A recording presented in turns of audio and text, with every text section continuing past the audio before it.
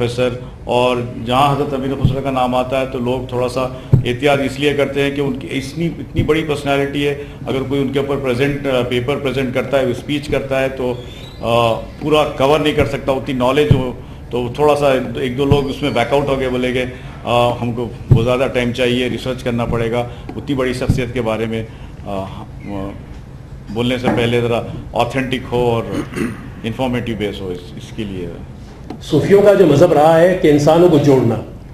انسانوں کو توڑنا نہیں رہا مذہب۔ اب آپ چاہیں گے کہ تیلگو میں ہو تو تیلگو والے they are also most welcome. میں سمجھتا ہوں کہ آندھرا کے مسلمان اتنی اچھی تیلگو بولتے ہیں کہ تلنگانے کا ہندو نہیں بول سکتا، اور تلنگانے کا ہندو اتنی اچھی اردو بولتا ہے کہ آندھرا کا مسلمان نہیں بول سکتا۔ تو مذہب اردو زبان کا مذہب سے کوئی تعلق نہیں ہوتا میرے بھائی۔ صوفیوں کا جو مذہب تھا ساری انسانیت کے لیے تھا، ساری انسانیت کی انہوں نے خدمت کی۔ میں آپ کسی بات کے جواب دینا چاہتا ہوں۔ انجمن چشتیہ کے ناظم یہاں تشریف فرمائے نواب محمد بہادر خان، حضرت نے فرمایا کہ وہ بھی مخاطب کریں گے۔ جشن خسرو جو ہم اس کو ہم کوشش کر رہے ہیں کہ اس کو ایک سالانہ ایونٹ کے طور پہ ایک صوفی فیسٹیول، اینول صوفی فیسٹیول کے طور پہ منائیں۔ تو ابھی جو بھی ہمارے اس پروگرام میں خامیاں رہ گئی ہم کوشش کریں گے کہ اسے ہم آئندہ اس کو دور کریں۔ جیسے کہ ابھی ایک سجیشن آیا تھا کہ جو ہے نا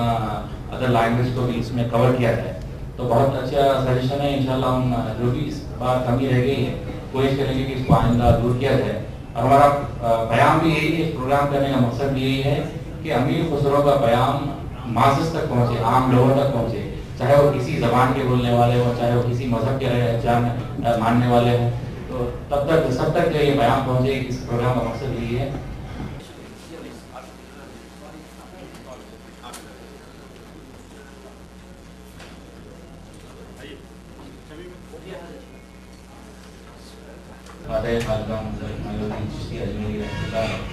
ہمارے درمیان میں تشریف فرما ہے۔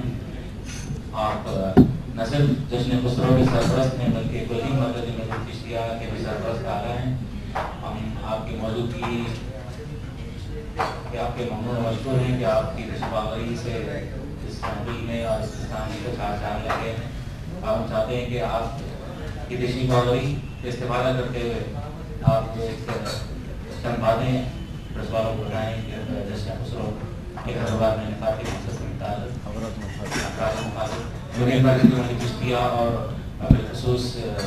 جشن خسرو کے نفاق کے سلسلے میں میں چاہوں گا کہ حضرت اپنے الفاظ سے ہمیں نوازیں۔ السلام علیکم۔ میری بڑی خوش قسمتی ہے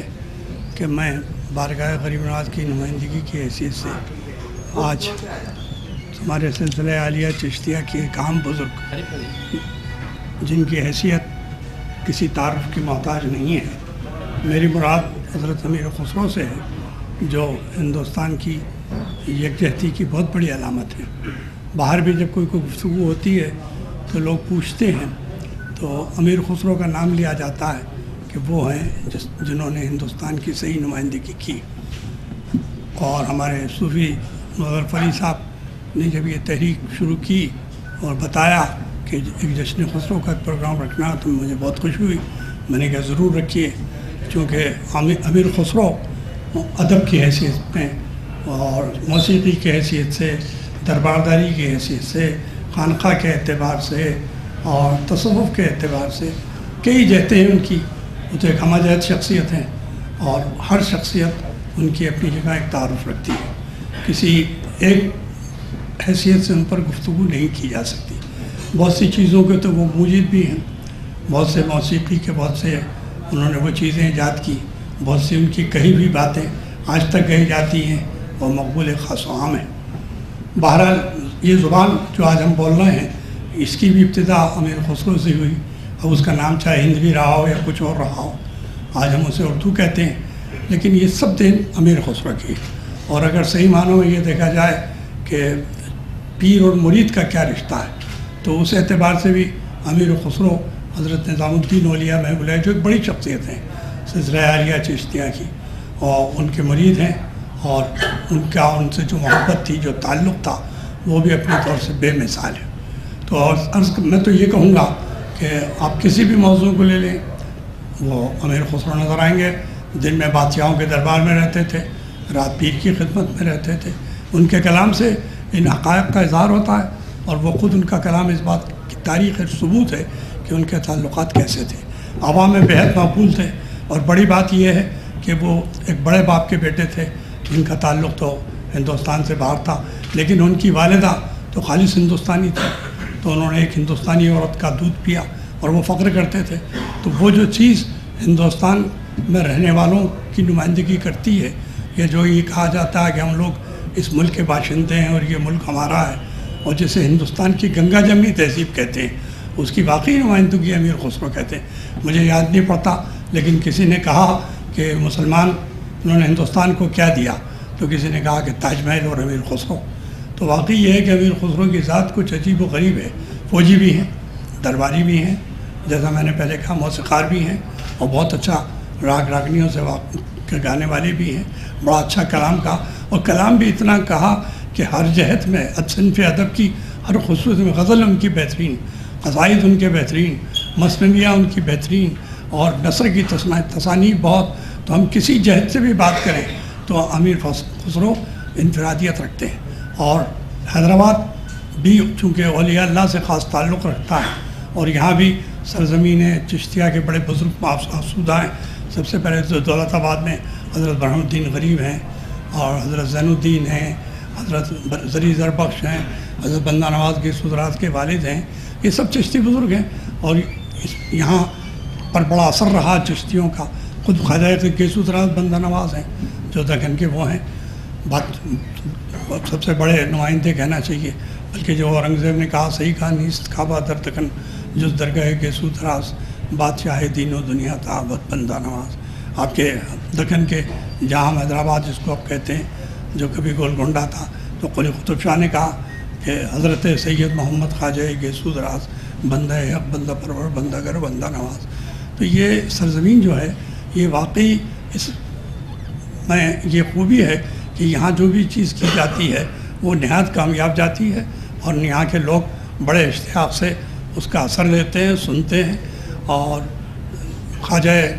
حضرت نظام الدین اولیاء کے تو کئی خلافہ یہاں ہیں، اور امیر خسرو نے جو ان کے لیے کہا تو ان کا ایک شعر ہی کافی ہے، مفتخر حزب بغلامی منم خواجہ نظام است و نظامی منم۔ تو سلسلہ نظامیہ خود ایک بڑا سلسلہ بن گیا، اور یہ سب سلسلے جڑتے وہی ہیں جہاں کی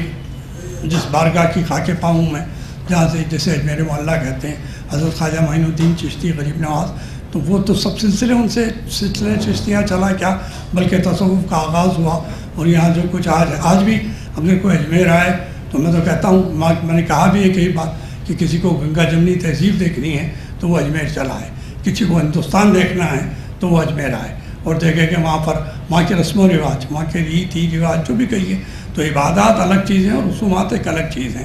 تو رسومات جو وہاں ہوتی ہیں اس میں بالکل ہندوستان نظر آتا ہے کہ ہندوستان کی کون کون سی چیزوں کی، بلکہ ہر مذہب کا آنے والا وہاں کوئی نہ کوئی چیز اپنی پاتا ہے، اور وہ سمجھتا ہے اگر یہ تو ہمارے یہاں وہ وہاں ہوتا ہے۔ تو اجمیر تو ایک بڑی جگہ ہے، بین الاقوامی حیثیت ہے، سبھی آتے ہیں، چاہے وہ سیاسی لوگ ہوں، چاہے وہ روحانی لوگ ہوں، بزرگ ہوتا ہے، اور یہ وہیں سے سب نکلے ہوئی شاخیں ہیں۔ تو یہ حیدرآباد کا حق تھا، یہاں بھی بڑے بڑے چشتی بزرگ مدفون ہیں، یوسف شریف صاحب ہیں، شاہ راج قتال حسینی ہیں، حسین شاہ ولی ہیں، کتنے بزرگ چشتی ہیں۔ آخر کے بزرگوں میں حبیب علی شاہ صاحب کٹل منڈی کے ہیں، سردار بیگ صاحب ہیں، یہ حضرت سلسلہ چشتیہ کے آخری دور کے بزرگوں میں ہیں، اور خود یہ صوفی صاحب جس کی نمائندگی کرتے ہیں سلسلہ ابو العالیہ، یہ خود چشتیہ اور نقشبندیہ کے امتزاج سے ایک نئی سلسلہ بنا، اس پہ بھی چشتی سلسلے کا بہت اثر ہے، اور ان کی مرکزی درگاہ جو ہے اس کے یہ صاحب سجادہ۔ تو یہ سب نمائندگی ہوتی ہے، اور یہ صوفیاء کے دربار ہیں جہاں پر دل جوڑتے ہیں۔ بابا فرید کو کسی نے قینچی دی تھی تو آپ نے کہا مجھے قینچی نہیں، مجھے سوئی دو، ہم کاٹتے نہیں ہیں، سیتے ہیں۔ تو یہ خانقاہیں ایسی ہیں کہ جہاں جانے کے بعد سب جڑ جاتے ہیں، اور یہیں سے یکجہتی کی، اتفاق کی، اتحاد کی بات نکلتی ہے، کوئی بھید بھاؤ نہیں۔ آپ اجمیر میں آئیں تو جہاں تک ایک مسلمان جاتا ہے ایک ہندو بھی جاتا ہے، جس طریقے سے مسلمان اپنی عقیدت کا اظہار کرتا ہے ہندو بھی کرتا ہے، سکھ بھی کرتا ہے، عیسائیوں نے کیا۔ لارڈ کرزن جب آیا تو اس نے تو غریب نواز کی بارگاہ کا وہ نقشہ دیکھ کر یہ کہا کہ ہندوستان میں قبر ہے جو حکومت کر رہی ہے۔ تو وہاں کی عقیدت کا انداز تو کوئی سیاسی آدمی ایسا نہیں ہے۔ شاہ نے وقت اکبر پیدل آیا اور کئی لوگ وہاں پر تو جڑے ہوئے ہیں، اور یہ اسی سلسلے کی ایک کڑی جو ہے جس کو انتہائی عروج کا دور کہیے، تو محوریہ کا دور چشتیہ سلسلے کے عروج کا دور ہے، اور اس عروج کے دور میں حضرت امیر خسرو نے پورے طور سے نمائندگی کی۔ تو میں یہاں کی لوگوں کو مبارکباد دیتا ہوں کہ انہوں نے اس کا خیال کیا اور جشن خوشرو کا اہتمام کیا، اور جو حضرات تعاون دے رہے ہیں، میں تو خیر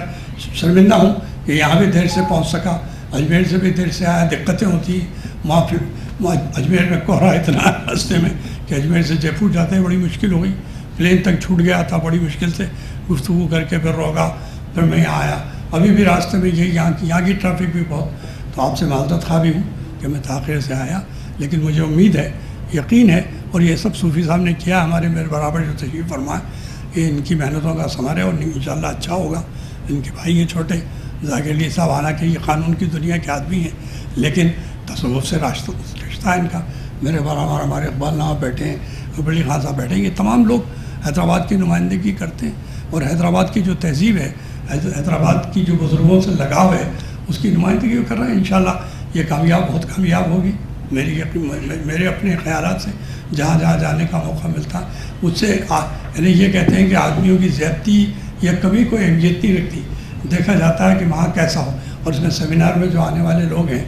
جو چاہے دو چار ہی ہوں، وہ بھی اچھے ہیں، اچھی بات کریں گے، اور جو سیمینار میں جب پیپر پڑھے جائیں گے اس میں بھی اضافہ ہوگا معلومات میں، ہونا بھی یہ چاہیے۔ تو میں اس تمام توقعات کے ساتھ اس کانگریس کی جشن کی کامیابی کی دعا کرتا ہوں، اور یقین رکھتا ہوں کہ انشاءاللہ یہ جشن کے جو پروگرامز ہیں، تین روزہ جو پروگرام ہیں، یہ انشاءاللہ کامیاب جائیں گے اور بہت اچھے جائیں گے۔ موسیقی کے سلسلے میں آپ نے ان کو اقبال حسین خان کو بلایا، وہ بہت اچھا گھرانے سے ہیں، اور انہی کے شاگردوں میں یہ اقبال بانو ایک بہت مشہور گانے والی تھی پاکستان کی، بڑا اچھا گھرانہ ہے، اور ان کے ساتھ جو دوسرے لوگ آ رہے ہیں وہ بھی اچھا پروگرام دیں گے، یہاں کے لوگ اسے سنیں گے، خوش ہوں گے، اور ہندوستان گیر پیمانے پر اس کی اہمیت ہوگی۔ جہاں جہاں اردو بولی جاتی ہے، سمجھی جاتی ہے ہندوستان میں، اور جہاں ہندی کا اثر ہے، ادبی تہذیبی رشتے، تو بہت خوش ہوں گے، اور ہمارے پاس سے ایک اچھا پیغام جائے گا ان ممالک کو بھی جو اسلامی ممالک ہیں، اور ان ممالک کو بھی جو اسلامی ممالک نہ ہوتے ہوئے بھی تعلق رکھتے ہیں اسلام سے۔ انشاءاللہ یہ کامیاب آئے گا۔ اس میں نمائندگی بھی کر رہے ہیں، مختلف تفصیل تو مجھے ابھی پتہ نہیں، لیکن ہمارے صوفی صاحب نے بتائی ہوگی، آپ لوگوں کو سنا ہوگا جو پروگرام ہے گا۔ تو میں اس کی کامیابی کی توقعات کے ساتھ امید رکھتا ہوں کہ بہت کامیاب جائے گی۔ میاں حضرت کا جو کلام ہے، خاص طور پہ ہندی کلام ہے امیر خسرو کا، اور اس میں جو لوک گیت کی اہمیت ہے، وہ جو آپ بہتر جانتے ہیں کہ راجستھان میں جس طرح سے نارتھ میں ہر گھر میں گایا جاتا ہے، تو اس کے بارے میں کچھ نہیں، وہ تو ایسا ہے دیکھیے کہ میں نے کہا نا کہ امیر خسرو کو کسی ایک جگہ قید نہیں کیا جا سکتا، یعنی انہوں نے تو ہر فن میں کام کیا۔ اب یہ بابل کے سلسلے میں جب لڑکی گھر سے جاتی ہے، جو گیت گائے جاتے ہیں، تو وہ اتنے مقبول ہیں کہ آج تک گائے جاتے ہیں، کوئی راجستھان کی قید نہیں، چونکہ امیر خسرو کا تعلق تو ہریانہ کے اس علاقے سے تھا، راجستھان بھی بہرحال وہی ہے ایک علاقہ۔ تو امیر خسرو کے لیے آپ یہ نہیں کہہ سکتے کہ وہ اچھے گیت نگار یا گیت کار تھے، بلکہ وہ تو ایسا کہ ایرانیوں نے کسی کو قبول نہیں کیا۔ ہندوستان میں بڑے بڑے شاعر ہوئے، لیکن کسی فارسی شاعر کو قبول نہیں کرتے ہیں علاوہ امیر خسرو کے، اور امیر خسرو کے جو فارسی ہیں وہ اپنی جگہ، تو اس جہت سے بھی امیر خسرو ایک نمایاں مقام رکھتے ہیں، بات کی جاتی ہے ان پر۔ اور یہ گیت جو لکھے ہیں اس اعتبار سے بھی پہلیاں لکھی ہیں، کئی مکرنیاں لکھی ہیں، کئی اصناف ہیں، یعنی کس قسم کی اس کی بات کی جائے مختصر اس میں۔ اور مثنویاں بہت اچھی ہیں ان کی، اور بڑی خاص بات یہ ہے کہ آپ یہ دیکھیے کہ مثنوی انہوں نے کسی بھی بادشاہ کے اس کے لیے لکھی ہو، لیکن پہلے اپنے پیر کا ذکر کیا، اور بغیر کسی خوف و تردد کے پہلے اپنے پیر کا ذکر کرتے ہیں، اور پھر اس کے بعد بات کرتے ہیں۔ اور ان کے یہاں کہیں آپ ایسی نہیں پائیں گے کوئی چیز کہ جو نفاق پیدا کرتی ہو، سب باتیں ان کی اتحاد کی ہیں۔ زبان کے بانی ہوئی، جو زبان ہم بول رہے ہیں وہ میں نے جیسا عرض کیا، یہ بھی امیر خسرو کی دین ہے، زبان امیر خسرو کی دین ہے، ادب کیا امیر خسرو ہیں، موسیقی میں امیر خسرو ہیں، فنکاروں کی دنیا میں، دربار کی دنیا میں، دربار کی سیاست سے وہ واقف، جنگ میں گئے، ملتان تک گئے، سلطان محمد کے ساتھ وہاں تک کیا۔